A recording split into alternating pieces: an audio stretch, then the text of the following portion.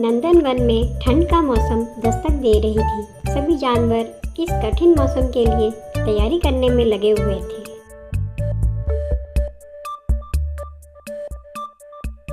मुनमुन चिड़िया भी अपना घर बनाने में लगी हुई थी। उसका घर लगभग पूरा तैयार हो चुका था। उसने बड़ा खूबसूरत घोंसला बनाया था। अचानक होने वाली बारिश और ठंड से बचने के लिए उसने चारों तरफ घास फूस लगा दिया था।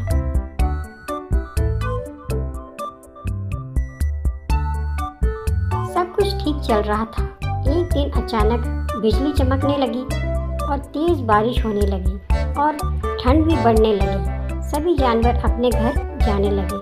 मुनमुन चिड़िया भी अपने घोंसले में आकर बैठ गई और आराम करने लगी।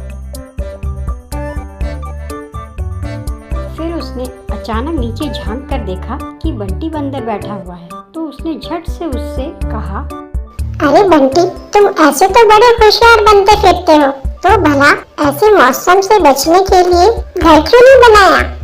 यह सुनकर बंटी को बहुत गुस्सा आया, पर कुछ न बोला, चुप रहा और अपने आप को पेड़ के आड़ में छुपाने लगा। थोड़ी देर शांत रहने के बाद चिड़िया फिर बोली, पूरी गर्मी इधर उधर घूम कर बिता दी।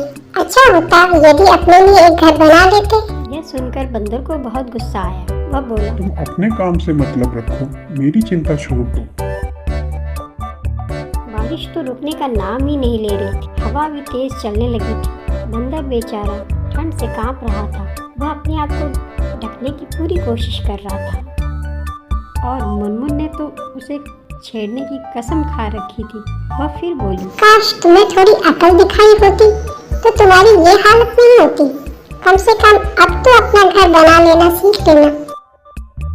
इतना सुनते ही बंटी गुस्से से सीधा पेड़ पर चढ़ गया और बोला, मैं घर बनाना तो नहीं जानता, मगर घर तोड़ना अच्छे से जानता हूँ। और ये कहते हुए उसने चिड़िया का घर तहस नहस कर दिया। अब चिड़िया भी बेघर हो चुकी थी और ठंड से कांप रही थी।